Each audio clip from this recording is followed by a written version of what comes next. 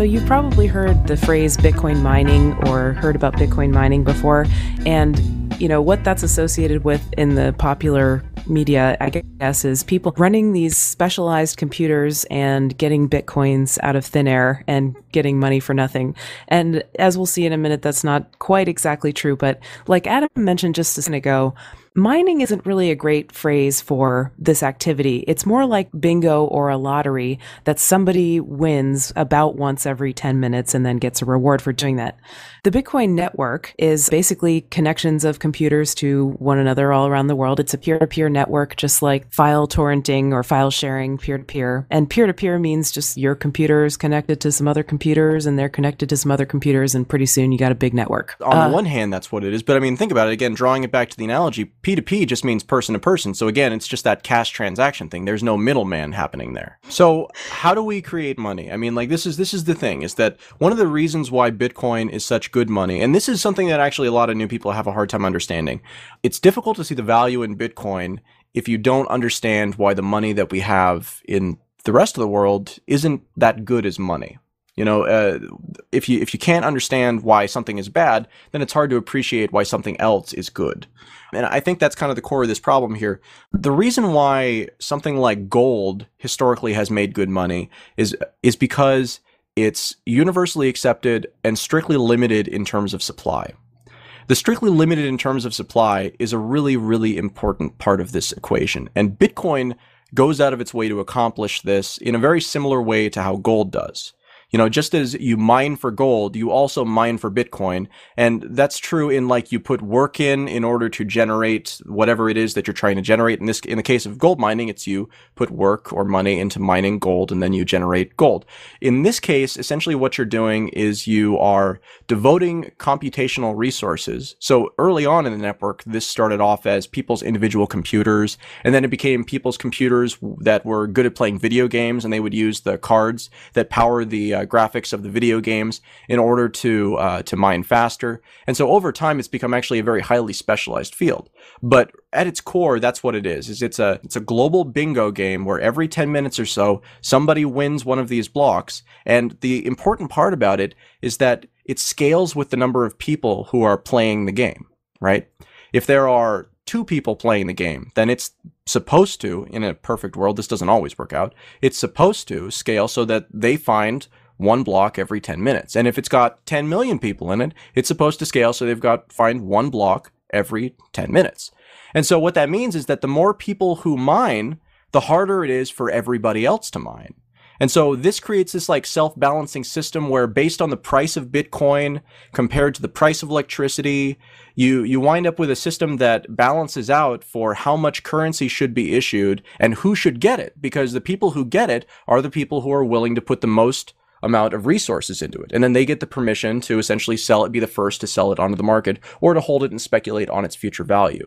But it's the process of putting value into it that's important, because if you can just, like Stephanie, if I could just turn on my computer and be like, hey, I'd like to create 1,000 Bitcoin today, then Bitcoins wouldn't be trading at high prices. Bitcoins would be easy to make. And so who would care about having them? Because why would you buy them when you can just make them yourself? It's a controlled rate of inflation or Bitcoin creation that doesn't need a central authority to enforce. So we don't need the Federal Reserve of Bitcoin to issue the inflation rates.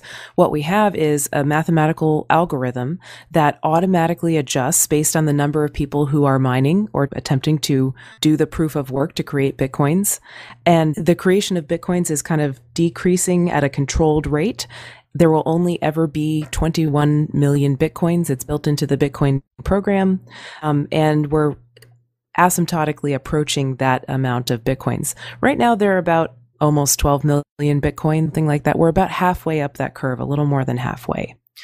So the next 10 million Bitcoins, or however many, are going to be gradually mined over the next several years, decade or something like that. It's actually about 100 years. Bitcoins have a terminus mining date in the year 2140, which was a fascinating number for me. And again, this is a really important point.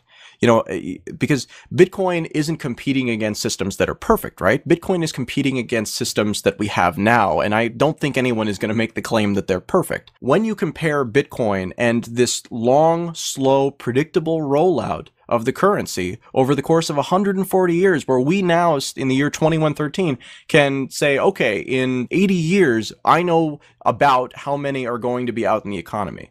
You compare that to any monetary system that we have today, and that is so science fiction, it's just not even funny. I mean, the Federal Reserve in the United States, we are literally adjusting and, re-examining monetary policy every 3 months, which means that at any point in time, 3 months in the future, the monetary policy of the currency could change. And when it does change, chances are pretty good it'll be to the detriment of the people who are holding it. Right. It's very unpredictable, but the one thing that you can kind of predict about that is that government's going to keep kind of inflating your money gradually, and you don't have much control over it. And it's probably going to be to your detriment. But I mean, the problem there is that even if they stopped, Stephanie, like even if, they were like, oh, well, you know what? We've decided that it's bad to inflate. Then even then, you're going to have people who have made decisions on their past actions and are locked into them. And so this is the core thing, is that Bitcoin doesn't care who you are. It doesn't care what you do. It doesn't care. If you want to opt in and you want to follow the rules, then you can use the system, and it will probably benefit just about whatever you're doing, because it's a much more efficient way of doing, of conducting commerce or doing financial business than really any other system that we have available to us at this point. But on the other hand, if you don't want to follow the rules, then you can't break the rules. You just don't have to participate.